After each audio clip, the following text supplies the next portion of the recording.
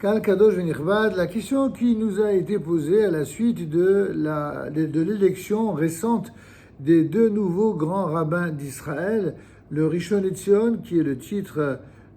conféré au grand rabbin séfarade d'Israël, ainsi que le Rav Arashi d'Israël pour le grand rabbin Ashkenaz. D'abord, pourquoi y a-t-il deux autorités et pourquoi ces autorités sont-elles importantes et quel est le rôle que la rabbanoute remplit pour le peuple d'Israël?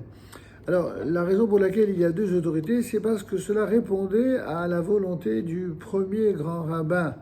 Ashkenaz d'Israël qui a fondé le grand rabbin d'Israël. Il s'agit du Rav Avraham Yitzhak HaKohen Kook Zecher Tzadik Vekadosh Beracha. C'est lui qui fonda le grand rabbin d'Israël bien avant d'ailleurs la création, la renaissance de l'État juif, bien avant l'indépendance de l'État d'Israël. Il a réuni la totalité des grands maîtres qui représentaient les différents courants du judaïsme, aussi bien lituanien que du judaïsme de la chassidoute, au sein du monde ashkénaze. Et il avait, avant même d'organiser cela, il avait demandé l'autorisation au Rishon LeZion de l'époque,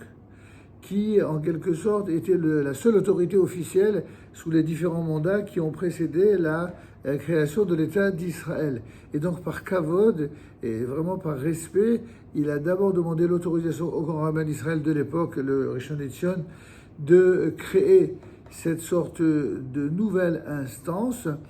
aux côtés de celui qui était là avant, et non pas en concurrence. Et déjà, ça vous donne un peu l'idée, l'état d'esprit du Rav Kook, qui n'a pas fait comme certains feront par la suite ou ont fait ailleurs, des rabbinats parallèles pour faire de la concurrence, mais au contraire, pour veiller à une complémentarité et une unité. C'est dans cet esprit-là que fut créé le grand rabbinat d'Israël par le Rav Kook. Ainsi, il a fondé ce qu'on a appelé la Rabbanout Rashid d'Israël. Il voyait ainsi se dérouler devant lui le processus du retour du peuple juif sur la terre ancestrale, la terre de nos aïeux et la terre de nos enfants, celle promise par Dieu à Abraham, à Isaac et à Jacob. Le rassemblement du peuple sur sa terre réclamait évidemment pour lui, et ce de façon urgente, la création d'une autorité ayant la force de traiter des affaires spirituelles et morales de tout le peuple d'Israël, qui retrouvait ainsi sa dimension collective et nationale.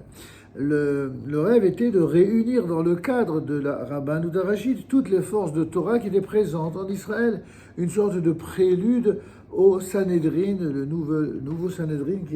qui est tant attendu. Le projet ne réussit évidemment qu'en partie. Néanmoins, au niveau de l'État d'Israël, les décisions de la Rabbanout Rashid d'Israël sont devenues évidemment essentielles et même cardinales et surtout officiellement reconnues par l'État juif. En effet, reconnue par la loi, c'est elle, la loi de l'État d'Israël, qui a tout le pouvoir de décision dans les domaines suivants.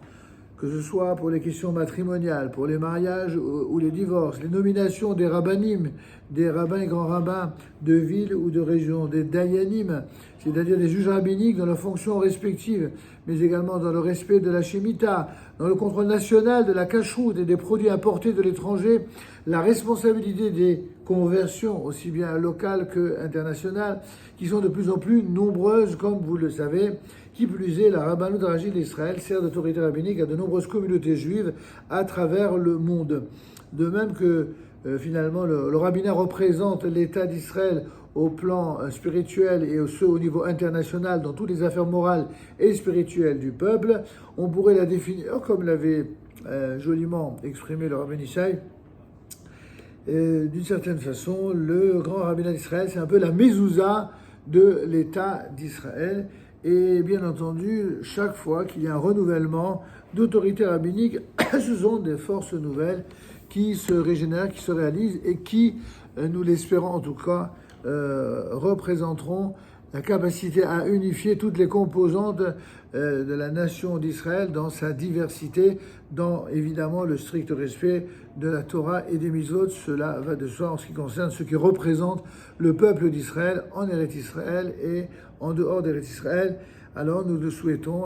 aux deux nouveaux grands rabbinats d'Israël, aussi bien le Rav Yosef, le Rav David Yosef le Rishon LeZion séfarade que le Rav Kalman Bar, eh bien nous leur souhaitons une longue vie, une grande Hatzlacha, une grande bracha dans leur réalisation et nous le souhaitons dans leur exemplarité pour apporter bracha et Hatzlacha, bénédiction et unité au sein de tout le peuple d'Israël, aussi bien en Eretz Israël que dans les relations avec les rabbinats du monde entier. Amen, Kenny Ratzon et Mazal Tov encore.